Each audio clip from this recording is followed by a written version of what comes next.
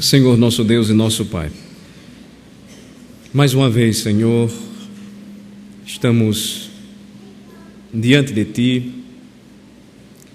A Tua palavra, Senhor, é lâmpada para os nossos pés, ela é luz para o nosso caminho.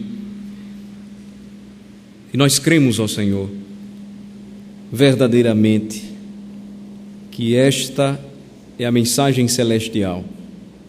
A Escritura toda é a verdade do Senhor, é a verdade sobre Cristo. Nela nós encontramos o nosso Redentor, legislador e Rei. Nela, Senhor, nós encontramos aquilo que o Senhor Jesus Cristo nos ensina a respeito do seu santo Evangelho e como devemos ser, uma vez que somos cidadãos do reino dos céus. Nela nós encontramos o convite da graça para que todo homem reconheça os seus próprios pecados, se humilhe na presença do Senhor e entregue a sua vida a Cristo. Ó Senhor, nós sabemos que esta hora tão importante, ela necessita do toque, do auxílio do Teu Espírito, iluminando as nossas próprias mentes, falando ao nosso próprio coração, para que, Senhor, a palavra, ela encontre guarida em nosso coração. Abençoa-nos, ó Senhor, mais uma vez. Cremos que Tens falado ao coração do Teu povo. Cremos que falarás mais uma vez nesta noite. Em nome de Jesus, rogamos estas bênçãos. Amém. Mateus capítulo 5, eu convido todos os irmãos para juntos prosseguirmos no estudo do Sermão do Monte. Mateus capítulo 5, nós chegamos à quarta antítese apresentada pelo Senhor. Quando nós lemos estas seções do Sermão do Monte, cada parte delas nos fazem lembrar aqueles mesmos provérbios antitéticos em que antíteses são apresentadas quando o Senhor traz um contraste entre o caminho do ímpio e o caminho do justo. O caminho do ímpio é assim, porém o caminho do justo é totalmente diferente. Em outras palavras, o que o Senhor Jesus Cristo ele trata aqui é da verdadeira interpretação dos seus mandamentos, da sua lei, e ele está contrariando aquilo que os escribas e fariseus, ou os intérpretes da lei de seu tempo, estavam ensinando ao povo da época, e que também era fruto de tudo aquilo que os antigos haviam ensinado. Então, é interessante a compreensão que precisamos ter a respeito daquilo que o Senhor Jesus Cristo ele nos ensina nestas passagens ou nesta parte específica do Sermão do Monte, porque ele está dizendo aquilo que veio fazer, cumprindo aquilo que ele recebeu como missão, pregando o Evangelho do Reino. Ele traria de fato as boas novas do Evangelho. E as boas novas do Evangelho não somente envolve aquela pregação que diz Jesus te ama, ou que só Cristo salva. A pregação do Evangelho envolve todo o Evangelho. E quando o homem ele ouve aquilo que Cristo pensa a respeito do homicídio, a respeito do adultério, a respeito do divórcio, então ele passa a conhecer o verdadeiro Jesus Cristo. Ele passa a saber de fato quem é Jesus Cristo. E entendendo e compreendendo o Evangelho, não há outro caminho, irmãos, senão corrermos para a cruz de Cristo. Porque o Evangelho ele faz com que a nossa máscara ela caia, que a nossa arrogância seja lançada ao pó, que que a nossa vaidade e que os nossos falsos conceitos acerca da verdade sejam nocauteados pela verdade do Evangelho. E eu tenho plena consciência de que a mensagem do Evangelho, ela tem sido dura para muitos de nós aqui nesta congregação, porquanto muitos de nós acreditamos que o Evangelho é esta sopa de letrinhas que está sendo anunciada aí pela televisão ou pregada em muitos púlpitos. Mas a mensagem do Evangelho, ela sempre confronta o pecador e mostra a necessidade que ele tem de um Redentor, sempre, sempre. Então hoje, nós trataremos os versículos de 33 a 37. Eu convido a igreja a ler comigo e nós então daremos sequência à série no Sermão do Monte. Vamos lá, versículos 33 a 37. Também ouvistes que foi dito aos antigos: não jurarás falso, mas cumprirás rigorosamente para com o Senhor os teus juramentos.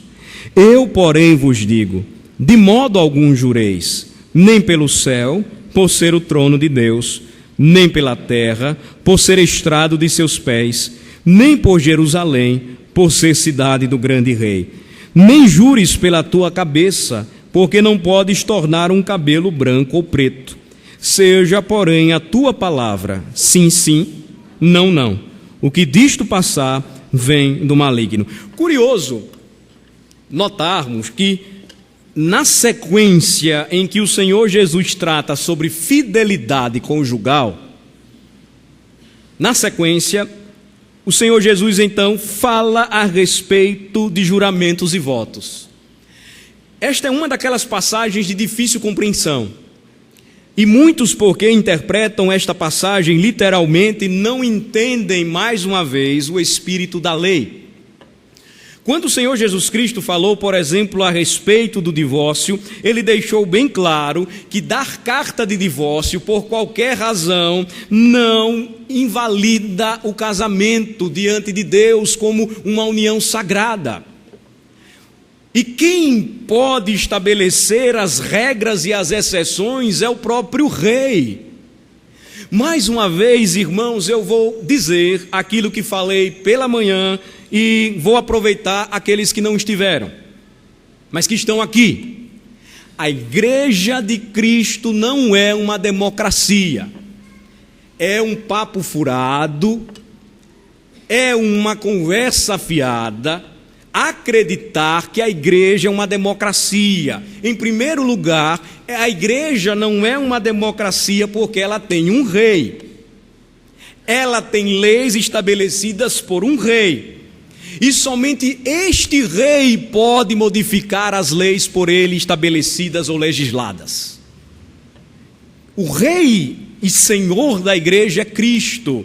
Logo, nada do que fazemos, nada do que ajeitamos brasileiramente falando é aceito diante do Senhor, porque o que está por trás de cada lei é aquilo que nós aprendemos em Mateus capítulo 5, e que nós chamamos de o espírito da lei. Cristo fala profundamente a cada coração, quando ele diz que a sua palavra, os seus preceitos, mandamentos e estatutos, eles não podem ser tomados apenas de forma exterior.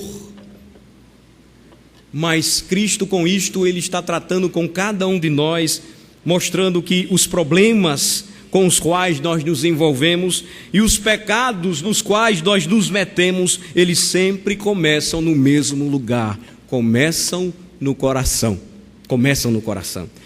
Então, aqui nós vamos seguir a mesma lógica. O Senhor está tratando dos juramentos e está tratando a respeito da verdade. E, em primeiro lugar, nós vamos ver os que os antigos disseram sobre o assunto, versículo 34, 33 e 34, versículo 33, melhor falando. Depois nós vamos ver o que o Senhor Jesus fala sobre o assunto. Será que Jesus invalidou mesmo os juramentos? Terceiro e último lugar, nós vamos então ver, versículo 36, a opinião dos antigos. Versículos 34 a 36, o que Jesus pensa sobre o assunto. Versículo 37, o significado da expressão sim, sim e não, não. Então vejam só, versículo de número 33, primeiro versículo. Vamos ler juntos mais uma vez. De novo, é importante a gente ler, vamos lá. Também ouvistes que foi dito aos antigos: não jurarás falso, mas cumprirás rigorosamente para com o Senhor os teus juramentos. A leitura desta parte do Sermão do Monte, ela é difícil, porque uma leitura rápida do versículo 33 vai nos levar a crer que o Senhor Jesus ele está, na realidade, se contradizendo quando no versículo 17 ele falou que não veio revogar a lei. E a lei era muito clara.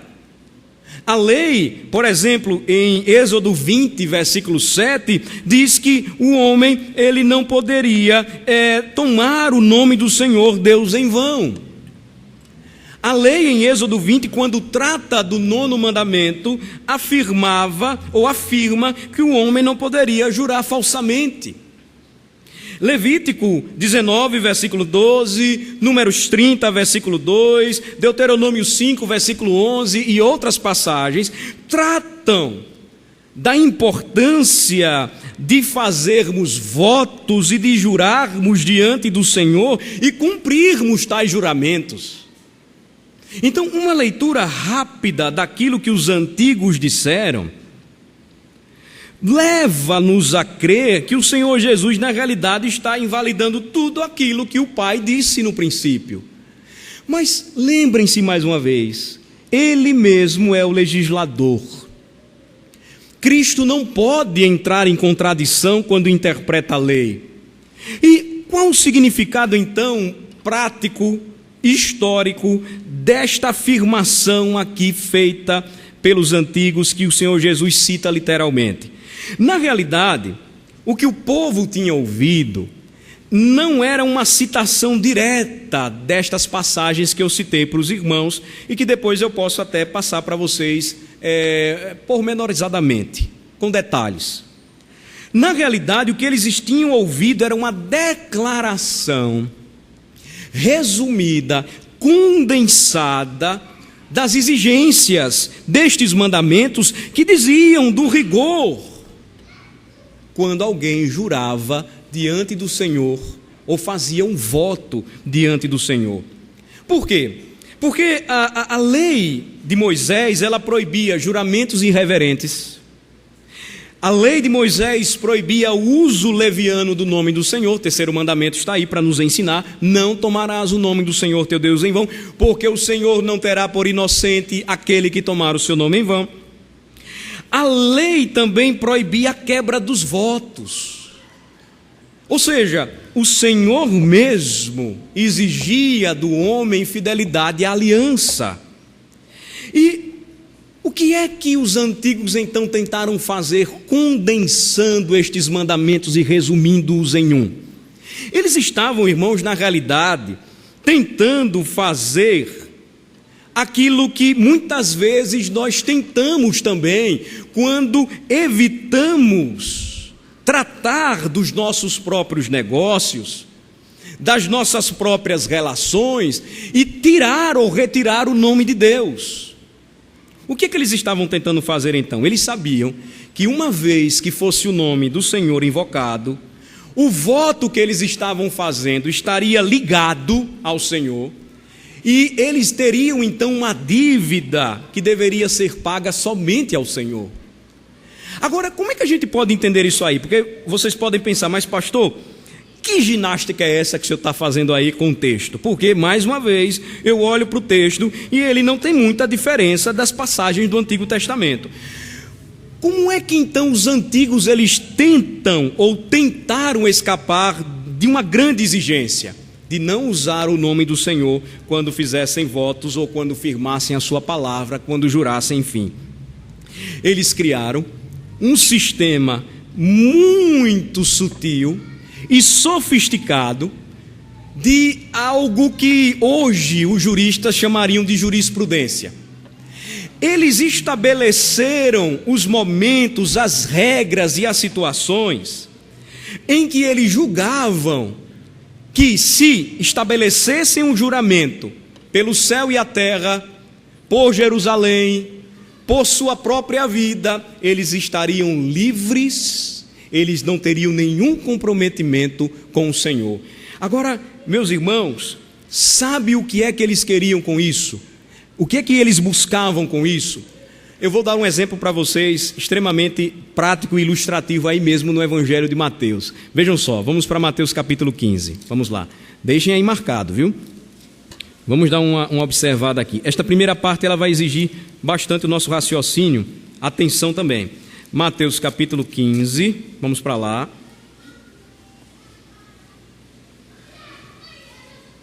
Mateus capítulo 15, a partir do versículo de número 1, diz assim: Então vieram de Jerusalém a Jesus alguns fariseus e escribas e perguntaram: Por que transgridem os teus discípulos a tradição dos anciãos?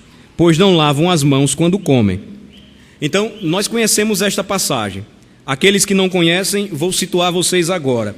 Os escribas e fariseus sempre tentavam, era muito comum entre eles, discussões teológicas, inócuas. E aí, mais uma vez, eles estavam testando ao Senhor. Desta feita, eles acreditavam que se alguém comesse sem lavar as mãos, estava quebrando uma lei estabelecida pelos anciãos, ou seja, os antigos. Aí vejam a resposta de Jesus no versículo de número 3. Ele, porém, lhes respondeu: Por que transgredis vós também o mandamento de Deus por causa da vossa tradição?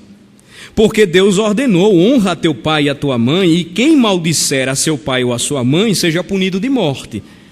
Mas o que é que vocês dizem? Jesus diz aí no versículo de número 5: Se alguém disser a seu pai ou a sua mãe, é oferta ao Senhor aquilo que poderias aproveitar de mim, esse jamais honrará a seu pai ou a sua mãe. O que foi que eles criaram aí? Uma jurisprudência, uma interpretação própria, aquilo que não estava de acordo com a própria interpretação do mandamento. Tentando fugir da responsabilidade de cuidar de seus pais, porque honra envolve cuidado e guarda, o que é que eles estavam estabelecendo? Se alguém disser a seu pai e a sua mãe: olha, eu não devo mais nada aos senhores, versículo 5 diz aí, porque eu dei aquilo que tinha como oferta ao Senhor, eu dei aquilo que poderias aproveitar de mim ao Senhor, então eu estou desobrigado. Jesus então disse que quando vocês fizeram isto, ou quando vocês fazem isto, dizendo que agora não precisam jamais honrar a seu pai e sua mãe, vocês estão fugindo de um voto, de uma obrigação solene. E a conclusão do Senhor é: e assim, final do versículo 6, invalidastes a palavra de Deus por causa da vossa tradição. Então, o que acontecia naquele período ou naquela época era que o povo, ou os escribas e fariseus, e ensinando erradamente ao povo, criaram uma forma de juramento e de voto, acreditando eles que poderiam tirar o Senhor de cena. E assim como nós hoje ainda juramos, acreditando que o Senhor não está presente, nós começamos a estabelecer as coisas pelas quais nós devemos colocar a nossa mão ou a nossa palavra e jurar ou votar. Porque na realidade o que é um juramento? Se nós pegarmos um dicionário da nossa própria língua portuguesa, o juramento é uma afirmação de um fato ou de uma promessa, geralmente feito perante ou sobre algo, um valor que nós temos, moral, ou perante ou sobre algo ou alguém que quem o faz considera sagrado, como Deus, por exemplo. E o que é que nós fazemos quando tomamos a nossa palavra por juramento? Nós tomamos algo ou alguém como testemunha daquela promessa ou da verdade de que nós estamos declarando aquilo que é certo, aquilo que de fato nós vamos cumprir. Em outras palavras, irmão, jurar é fazer uma promessa solene. E o que o Senhor está querendo tratar aqui, na realidade, não é a invalidação dos juramentos, mas o que Ele está querendo tratar aqui, e eu convido os irmãos a voltarmos juntos para Mateus capítulo 5, é algo muito mais sério. é que aqueles juramentos que aqueles homens estavam fazendo, aqueles votos, eles estavam sendo firmados com base na hipocrisia, na mentira, no engano. Porque, vejam só, se eles não estivessem jurando em nome de Deus, percebam a conexão, eles poderiam dizer: eu jurei pelo céu e pela terra, eu jurei por Jerusalém, logo eu não preciso mais ser fiel à minha esposa, e agora eu irei conceder para ela a carta de divórcio. Percebem as consequências? É a mesma coisa em Mateus capítulo 5. Eu jurei, sim, honrar os meus pais, mas existe algo maior. Eu estou agora me dedicando ao Senhor, então eu invalido aquilo que Deus estabeleceu. E aí, Jesus ele vai tratar deste assunto, irmãos, rebatendo, ou melhor falando, enfrentando ou confrontando aquelas mentiras espertas. E de que maneira ele faz isso? Nós encontramos então a interpretação que Jesus vai dar a respeito deste assunto, do juramento, da verdade, da palavra que nós precisamos estabelecer. Vamos ler juntos os versículos 34 e 36? Vamos ler? Eu, porém, vos digo: de modo algum jureis, nem pelo céu, por ser o trono de Deus, nem pela terra, por ser estrado de seus pés, nem por Jerusalém, por ser cidade do grande rei. Nem jures pela tua cabeça, porque não podes tornar um cabelo branco ou preto. Então, vejam que o que o Senhor está dizendo aqui é que a direção dada pelo Antigo Testamento, as lições extraídas da Bíblia que Jesus tinha em mãos em seu tempo, era que a verdade completa e consistente era importante. E não adiantava jurar pelo céu, jurar por Jerusalém, jurar pela sua própria cabeça, jurar pela alma de sua mãe, como muitos fazem hoje. E sabe por quê? Por uma razão pura e simples. Jesus vai dizer que tudo aquilo que nós podemos tomar por juramento ou voto, na tentativa de não colocar Deus em nossos negócios ou relações, jamais pode retirar aquele que é Senhor de tudo. Olhem mais uma vez para o que o Senhor Jesus Cristo diz. Ele diz assim: eu, porém, vos digo, de modo algum jureis. Ele está dizendo: de modo algum façam o que vocês estão acostumados a fazer. Não jurem nem pelo céu, porque o céu é o trono de Deus. Isaías 66, versículo de número 1. Que passagem interessante e que ilustra esta expressão aqui dada pelo Senhor. Vejam só, Isaías 66, versículo 1 diz: assim diz o Senhor: o céu é o meu trono, e a terra o estrado dos meus pés. Que casa me edificareis vós? E qual é o lugar do meu repouso? Então Jesus diz: olha, não jurem como vocês estão fazendo, porque se vocês jurarem pelo céu, tenham certeza de que o céu é o trono de Deus. Não jurem pela terra, porque tenham certeza de que se vocês jurarem pela terra, Isaías 66, 1 fará lembrar a vocês que a terra é o chão onde o rei pisa. E nem por Jerusalém, porque Jerusalém é a cidade do grande rei. Palavra do legislador, meus irmãos. Ele está dizendo: se vocês tomarem os céus por testemunha, lembrem-se que os céus pertencem ao Senhor. Se vocês tomarem a terra por testemunha, lembrem-se que a terra é o chão em que o Senhor pisa. Se vocês jurarem por Jerusalém, tenho certeza de que Jerusalém é a cidade do grande rei. Mas aí você pode dizer: pastor, mas eu não envolvo Deus naquilo que eu prometo fazer. Eu não envolvo o Senhor naquilo que eu voto, naquilo que eu juro. Porque eu juro por mim mesmo. Era tão comum naquele tempo os judeus falarem: eu juro pela minha própria vida, que a minha cabeça seja cortada se eu não cumprir o que estou dizendo.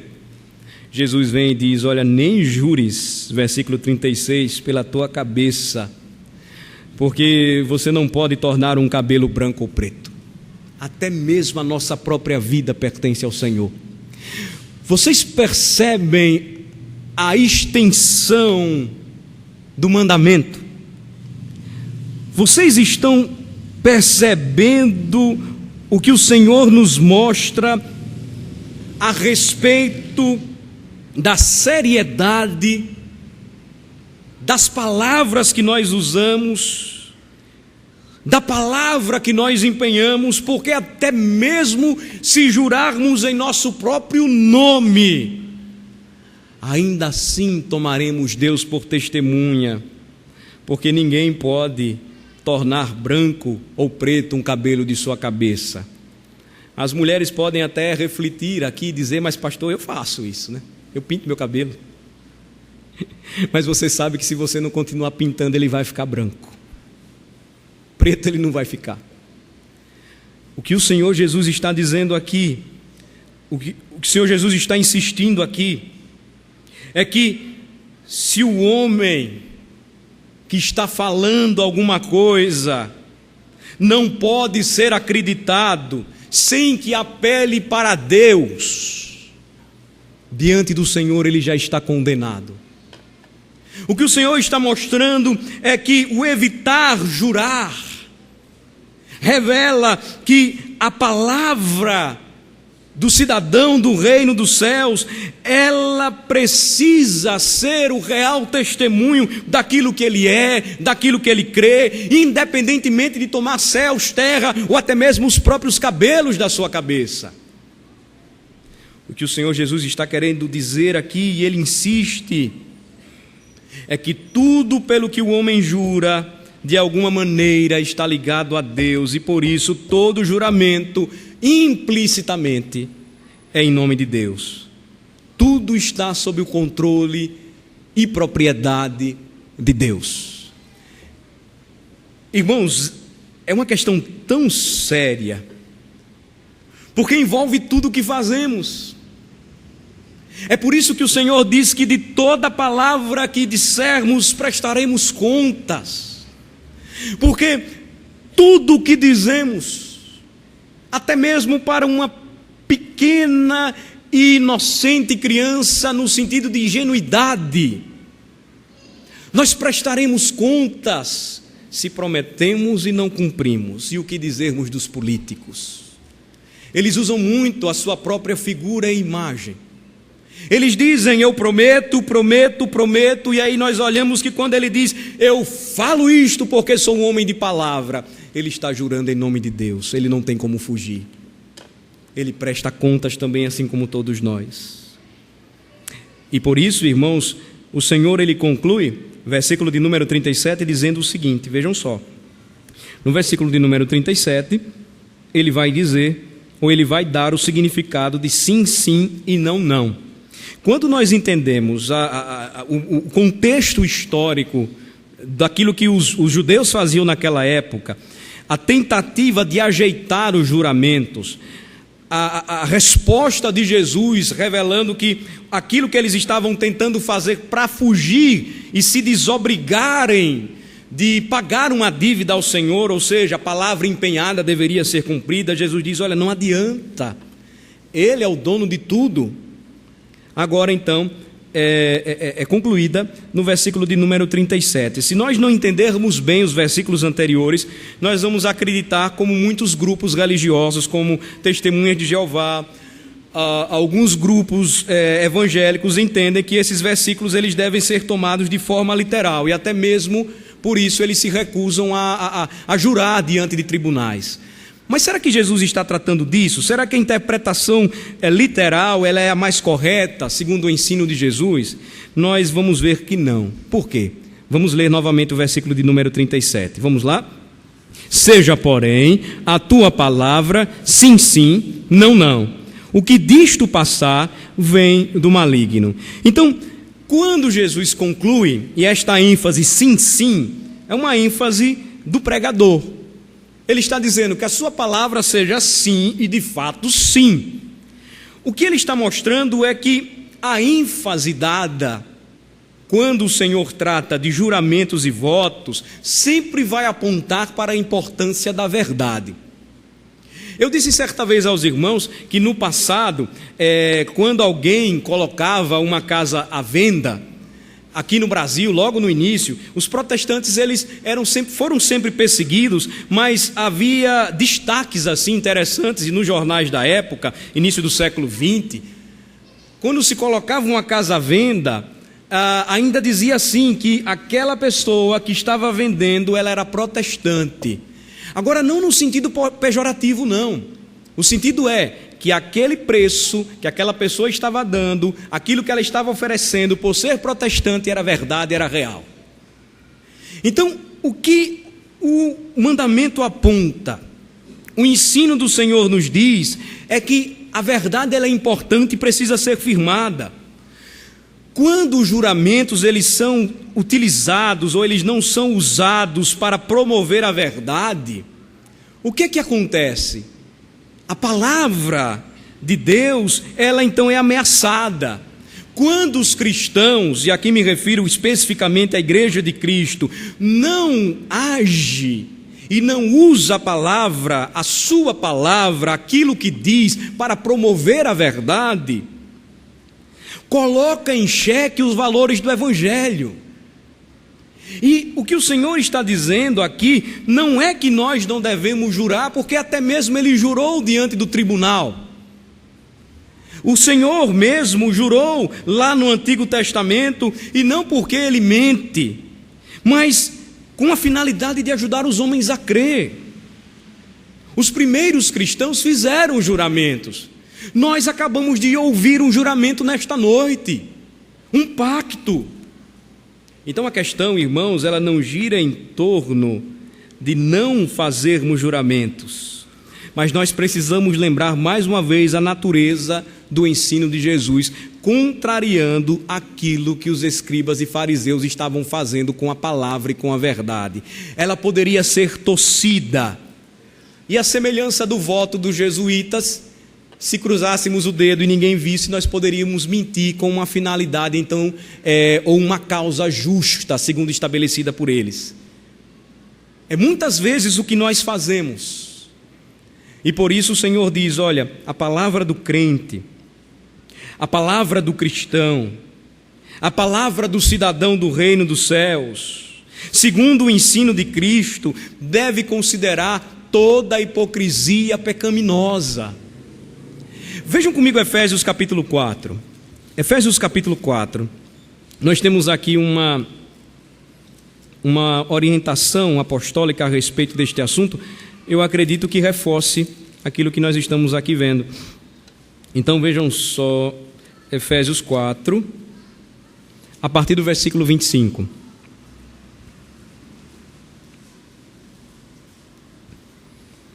Versículo 25 diz assim. Vamos ler o versículo 25, apenas o versículo 25, vamos lá? Por isso, deixando a mentira, fale cada um a verdade com o seu próximo, porque somos membros uns dos outros. O que o Senhor está dizendo aqui, ou o que Ele está lembrando, é que agora, toda forma de hipocrisia, uma vez pecaminosa, uma vez que é pecaminosa, contrária ao ensino de Cristo, deveria andar bem longe do crente. O que Cristo está nos ensinando é que a real solução para o problema da mentira ou hipocrisia está no coração. O que Cristo está nos ensinando é que a verdade deve reinar de maneira suprema no coração dos crentes. É por isso que nós devemos evitar totalmente os juramentos. Agora vejam só, não é que não existam ocasiões solenes para que nós juremos. Mas o que ele está dizendo é aquela palavra onde nós sempre tomamos o nome de Deus. E geralmente, aqueles que têm uma palavra fraca, aqueles que são conhecidos como pessoas de uma palavra dobre, aqueles que são conhecidos como indivíduos que não têm uma palavra certa, segura, firme, eles estão sempre jurando. Eles juram por qualquer coisa. E é justamente contra isso que o Senhor Jesus Cristo está lutando. Ele diz que, ao contrário, nós precisamos ter uma palavra tão confiável, irmãos e irmãs, que todos possam dar crédito. Quando o crente deseja afirmar algo, que o Senhor Jesus Cristo quer dizer no versículo 37 simplesmente diga sim.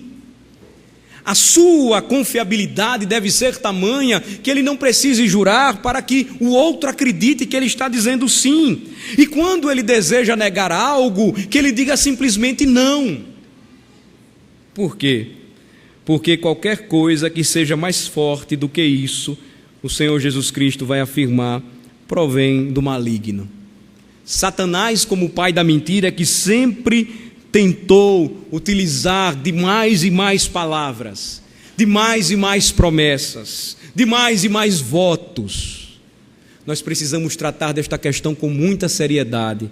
Se a minha palavra é sim ou não, eu já tomo ou tenho por consciência cristã que o Senhor já está envolvido naquilo que digo, naquilo que falo, naquilo que professo. Aí, meus irmãos e irmãs, nós caminhamos para uma aplicação final, e que diz que aqueles que não gozam de boa reputação, eles sempre estão cheios de juramentos vazios, e por isso eles sempre afirmam que o que eu digo é a pura verdade, o que eu digo é o certo. E o Senhor então nos alerta: vocês não precisam disso se vocês forem fiéis. Digam sim e digam não. O Senhor também afirma com esta palavra, com este ensinamento nesta noite, que nós precisamos ser fiéis aos juramentos e votos solenes que um dia fizemos. Se nós tomarmos esta palavra literalmente, nós poderíamos quebrar todos os votos que fizemos. No dia da nossa profissão de fé, no dia do batismo dos nossos filhos, no dia da ordenação para aqueles que são oficiais. E então, eu não deveria ter jurado. Está tudo errado. Eu não devo fazer isso.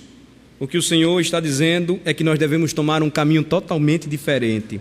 É entender a importância daquilo que está se desgastando e que está se perdendo e que nós precisamos resgatar. Precisamos ser fiéis aos juramentos e votos solenes que um dia fizemos. Precisamos cumprir aquilo que um dia prometemos diante do Senhor, de sermos fiéis ao nosso cônjuge, de amarmos o nosso cônjuge na saúde ou na doença, na riqueza, na pobreza, na tempestade ou na bonança. Quando não fazemos isso, quebramos votos, e aí devemos ter a clara consciência do juízo de Deus nesta noite, porque quando fazemos isso, nós devemos nos lembrar que nós tomamos Deus por testemunha um dia. Nós precisamos de fidelidade aos juramentos e votos solenes que um dia fizemos quanto à nossa profissão de fé. No dia em que nós prometemos cooperar, que nós prometemos nos doar, que nós prometemos participar ativamente da obra do Senhor. Irmãos, não temos desculpa quando pecamos ou farrapamos nesta questão. Não temos desculpas, porque tomamos Deus por testemunha no dia em que dissemos aquilo que eu vou lembrar para vocês agora. Eu vou aproveitar o livrinho que está aqui e vou ler para a gente lembrar as solenes promessas que nós fizemos. Por exemplo, vocês prometem que, como membros da igreja sinceramente arrependidos, vocês usarão diligentemente os meios de graça por ele ordenados. Prometem seguir os seus preceitos, sua lei, deixando de fazer o que ele lhes proíbe em sua palavra e fazendo toda a sua vontade, auxiliados por sua graça. Um dia nós dissemos sim. Vocês prometem ainda, como membros desta igreja, que se sujeitarão sempre à sua disciplina e às autoridades nela constituídas para o seu ensino e governo, enquanto forem fiéis às Sagradas Escrituras. Eu pergunto, seus oficiais estão sendo infiéis? Seus presbíteros e diáconos estão colocando vocês num caminho distante do Senhor. Se sim, vocês têm razão para fazer o que estão fazendo. Se não, vocês não têm desculpas quando vocês quebram o dia do Senhor. Quando vocês não vêm para a igreja. Quando vocês não colocam os seus dons e talentos para o serviço do reino.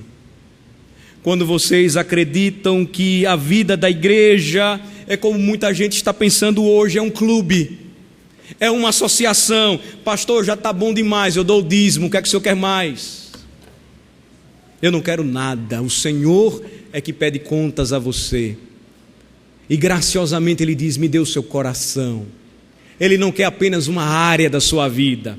Ele não quer apenas o seu bolso, ou você assentado nos bancos. Ele quer você ativo na obra do Evangelho. Os votos continuam, e nós poderíamos aqui lembrar aqueles que nós oficiais fizemos um dia. Se nós caminharmos mais, nós encontramos aqui as confissões que nós fizemos. Vocês confessam crer que as Escrituras do Velho e Novo Testamento são a palavra de Deus e que esta palavra é a única regra infalível de fé e prática? Sim. Recebem e adotam sinceramente os catecismos, a confissão, como fiel exposição do sistema de doutrina ensinado na palavra? Sim. Vocês sustentam e aprovam o governo e disciplina da igreja? Sim. Vocês aceitam? Veja que palavra séria. O ofício de presbítero ou diácono desta igreja, e prometem desempenhar fielmente todos os deveres deste cargo. Irmãos, quem vai cobrar estas coisas de nós oficiais? Quem cobrará? A palavra que no dia da nossa ordenação nós firmamos. Antes mesmo da igreja, antes mesmo da palavra pastoral, o Senhor. E o que Cristo está querendo dizer é o seguinte: a sua palavra precisa ser segura, e o povo precisa confiar no que você disse. Porque se passar disto e você disser, eu jurei, pastor, mas veja só, tem tanta coisa que me atrapalha.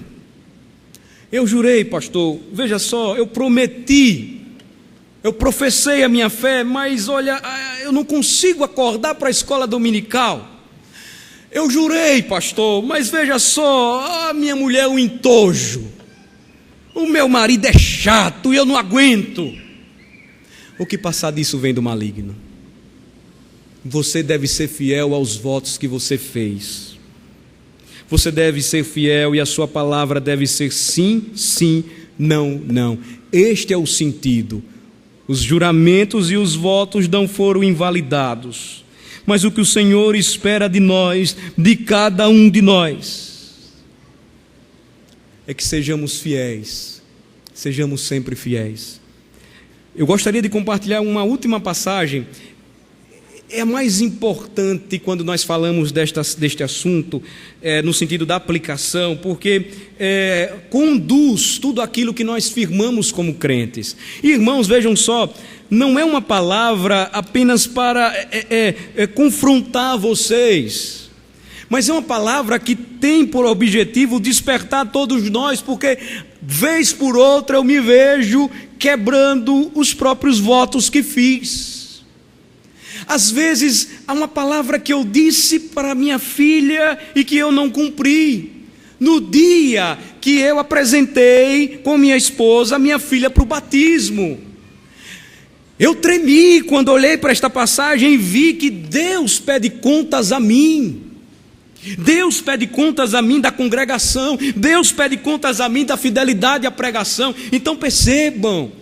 Se nós não descansarmos, não confiarmos e não entregarmos a nossa vida a Cristo, não tem outro caminho. Nós vamos nos tornar legalistas, vamos criar as nossas vias de escape e vamos apresentar 100 desculpas aqui ou mais nesta noite, para continuar vivendo como nós estamos vivendo. Mas não é isso que o Senhor espera de nós.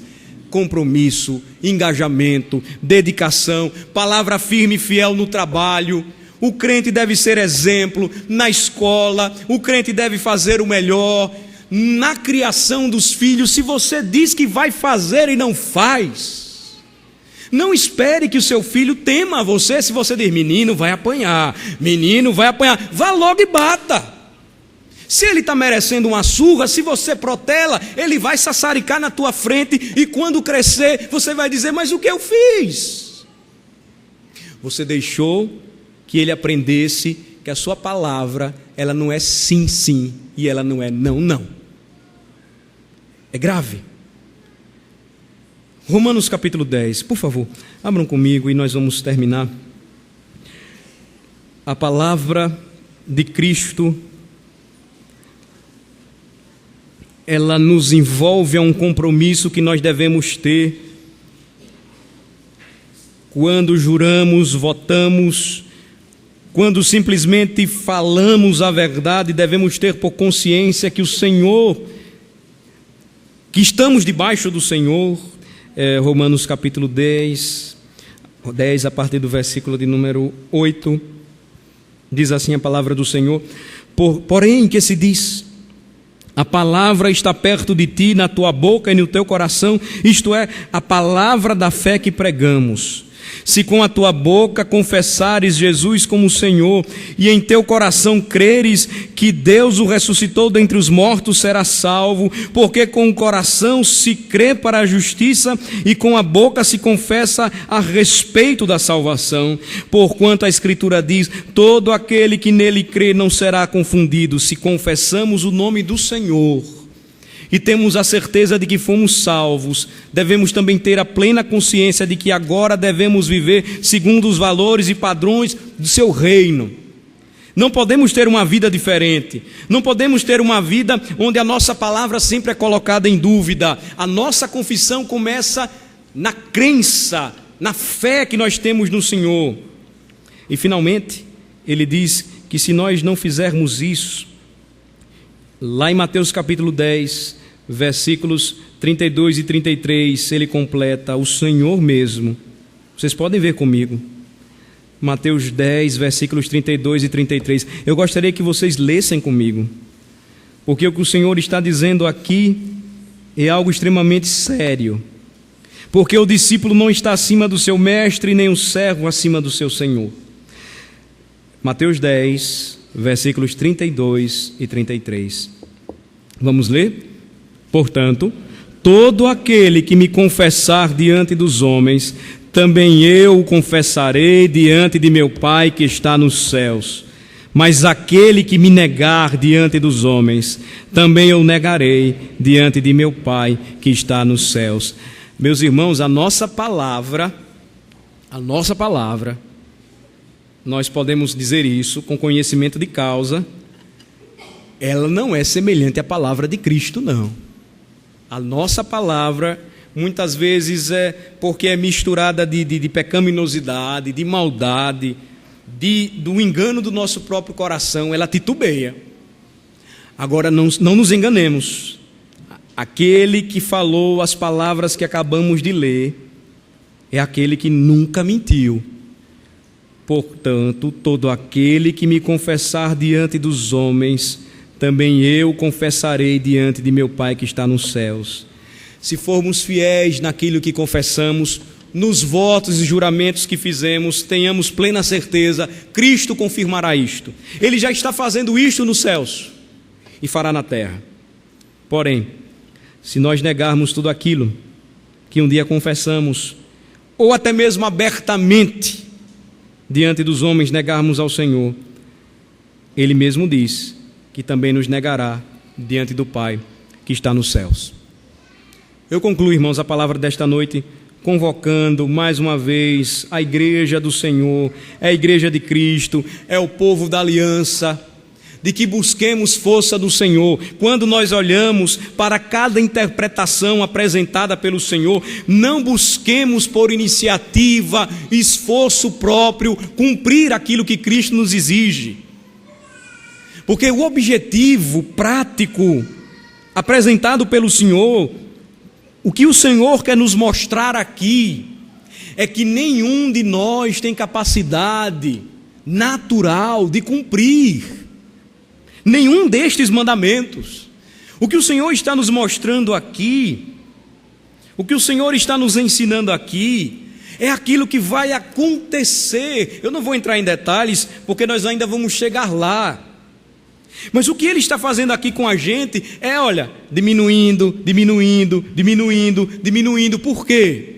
Quando Ele termina o Sermão do Monte, não há figura maior ou melhor que explique quem nós somos diante de Cristo.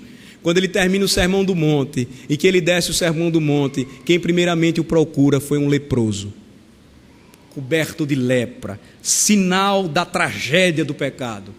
O que Ele nos apresenta aqui é para nos fazer temer mesmo e dizer, olha, eu não tenho condição, Senhor, a minha palavra é fraca, eu sou falho, eu titubeio. E então Ele diz, corra para mim, confia em mim, siga os meus conselhos, as minhas orientações e, acima de tudo, confie em mim pela graça e viva o poder do Evangelho.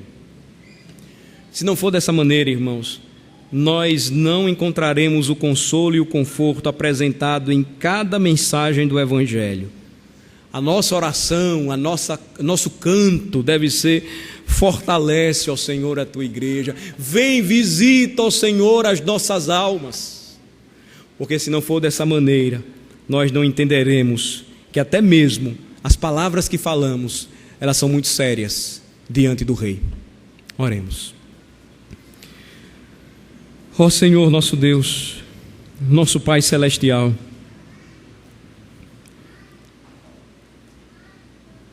nós acabamos de ouvir o que o Senhor nos ensina a respeito dos juramentos e da veracidade. Nós acabamos de ver, Senhor, o próprio retrato dos nossos atos, das nossas ações, quando nós tentamos, da mesma maneira que os escribas e fariseus, racionalizar as nossas ações, encontrarmos saídas para tentarmos fugir dos votos solenes que um dia fizemos diante do Senhor. Ó Senhor, tem compaixão de nós quando pecamos por palavras, e as nossas palavras não refletem aquilo que deveríamos ser. E então nós nos afastamos, ó Senhor, daquilo que exiges e esperas de nós. Quando nos mostras que tudo, o céu, a terra, o reino e até mesmo as nossas próprias vidas estão sob o teu controle, somos propriedade tua. Faz-nos, ó Senhor, tremer diante da realidade de que prestaremos contas ao Senhor por tudo aquilo que falamos. E ajuda-nos, ó Senhor Deus, a pela fé confessarmos verdadeiramente diante dos homens o nome do Senhor. Através dos votos solenes que um dia fizemos, no dia do nosso casamento, da nossa profissão de fé, do batismo dos nossos filhos, no dia em que empenhamos a nossa palavra como cristãos, e os homens puderam ver que o nosso sim foi sim e o nosso não também foi não. Que não sejamos, ó Senhor Deus, pedra de tropeço em um mundo de tantas mentiras, hipocrisia e falsidade, mas que tenhamos plena consciência de que, se formos fiéis, sempre pagaremos um preço pela verdade.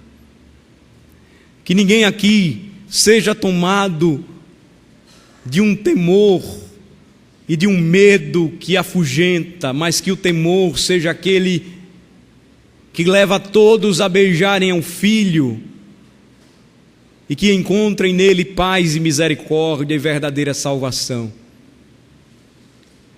Que ao jurarmos, ó Senhor Deus, fidelidade ao teu nome, sincero arrependimento pelos nossos pecados e uma decisão de te servir fielmente, estejamos todos dispostos a pagar o preço por sermos reconhecidos e chamados de cristãos. Ajuda-nos, ó Senhor, pois a nossa fé é fraca. Dá-nos, ó Senhor, da Tua graça e faz-nos sempre entender que o Teu poder, Ele se revela em meio à nossa fraqueza. Em nome de Jesus oramos. Amém.